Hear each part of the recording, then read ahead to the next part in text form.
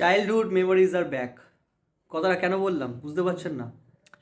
তো কথাটা এই কারণেই বললাম যে যখন আমরা কলেজে পড়তাম, আজ থেকে প্রায় 10-12 বছর 13 বছর আগেকার কথা, স্কুল লাইফ বা কলেজ লাইফে যখন পড়তাম, তখন দুজন মানে মাতিয়ে বেড়াতো, দুজন মানে সুপারস্টার মাতিয়ে বেড়াতো বাংলা সিনেমা ইন্ডাস্ট্রিকে। সে হচ্ছে দেব আর জিৎ। তার মধ্যে দেব, যার কথা না বললেই নয়, সে হচ্ছে দেব শুভশ্রী জুটি। মানে দেব শুভশ্রী জুটি হয়তো 4টে কি 5টা সিনেমা করেছে, বাট যে কী জনপ্রিয় ছিল ওই টাইমে দেব কোয়েল বা দেব শুভশ্রী, দেবের তো সব সিনেমা পরপর হিট। তো সেই সময় বাংলায় যে প্রোডাকশন হাউসগুলো ছিল তার মধ্যে 3টে বড় প্রোডাকশন হাউস ছিল, তিনখানাই: এসবিএফ, সুরিন্দর ফিল্মস আর এসকে মুভিস।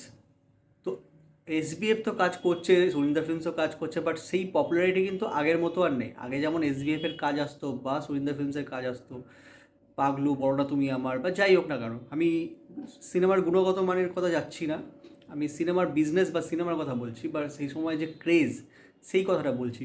সেই ক্রেজ কিন্তু আজকের দিনে একদমই নেই। এসকে মুভিজের যদি কথা বলি, এসকে মুভিজের মানে লাস্ট যে একটা বড় হিট, বড় বিশাল একটা বক্স অফিস যদি কেউ দিয়ে থাকে, সেটা কিন্তু দেবের সাথেই। সেটা হচ্ছে খোকা 420। তারপরে কিন্তু এই খোকা 420-এর পরে আমার মনে হয় না এসকে মুভিজ এমন কিছু বড় সিনেমা এনেছে বা সেরকম ম্যাজিভ লেভেলের একটা কিছু হিট দিয়েছে। তো দেব আজকের দিনে দাঁড়িয়ে মানে আমার যা মনে হচ্ছে, শুধু মানে বিভিন্ন প্রোডাকশন হাউসকে, শুধু প্রোডাকশন হাউসই নয়, বিভিন্ন অ্যাক্টার যারা কাজ করছে বা যাদের কেরিয়ার হয়তো খুব একটা ভালো জায়গায় নয়, প্রত্যেককেই কিন্তু কামব্যাক করাচ্ছে। সেটা প্রসেনজিৎ চ্যাটার্জি হোক, কাছের মানুষের থ্রুতে মিঠুন চক্রবর্তী হোক, সোহম হোক, হুম, যিশু সেনগুপ্ত হোক, মানে প্রত্যেকটা বড় বড় অ্যাক্টারকে দিয়ে তার প্রোডাকশন হাউসে কাজ করাচ্ছে। ইভেন মানে নিজে তো আছেই, তাদের কিন্তু ক্যারেক্টারগুলো কিন্তু খুব গুরুত্বপূর্ণ একটা ভূমিকা মানে থাকছেই। মিঠুন চক্রবর্তী যেমন প্রজাপতিতে, মানে মিঠুন চক্রবর্তী কিন্তু মেন, দেব কিন্তু সাইডে থেকে গেছে।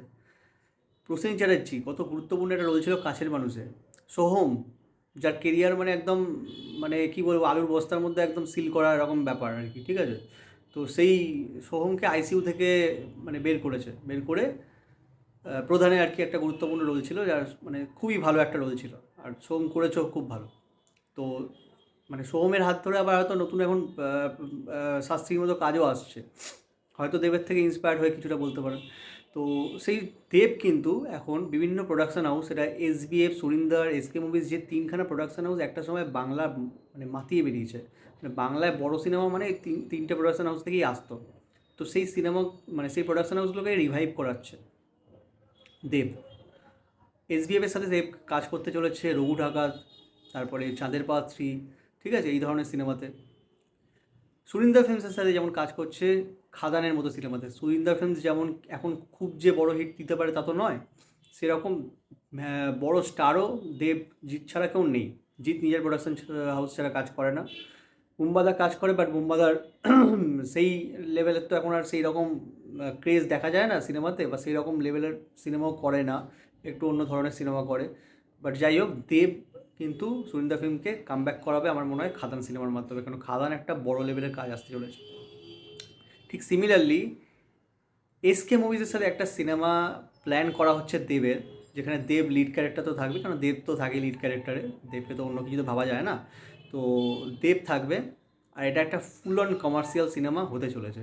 আর সম্ভবত এই কারণেই খোকাবাবু সিনেমাটাকে রিলিজ করানো হচ্ছে, দেব শুভশ্রী খোকাবাবুকে।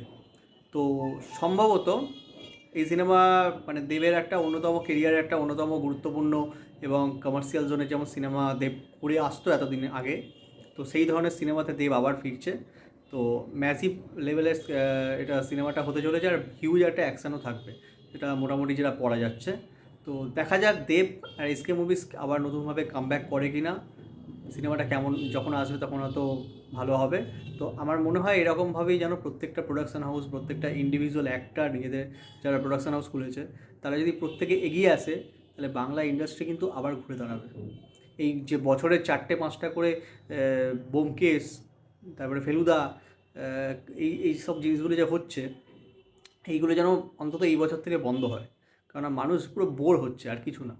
এইটা বিজনেস ছাড়া আর কিছু না, মানে কমপ্লিটলি এটা বিজনেস, একটা পুরো মানে কী বলবো, খুবই খারাপ জায়গায় নিয়ে যাচ্ছে। মানে বছরে 3-4টে করে এরকম যদি প্রত্যেক বছর আসে ব্যোমকেশ, মানে তার প্রতি ইন্টারেস্টটা থাকে না। তো নতুন কিছু ভাবতে হবে, নতুনভাবে এগিয়ে আসতে হবে। বাংলা ইন্ডাস্ট্রিকে যদি আরও মানে বড় জায়গায় নিয়ে যাওয়ার ইচ্ছে থাকে। তো ভিডিওটা ভালো লাগলে অবশ্যই লাইক করুন, কমেন্ট করুন অ্যান্ড শেয়ার করুন। অ্যান্ড নেক্সট ভিডিওতে আবার দেখা হচ্ছে। টাটা।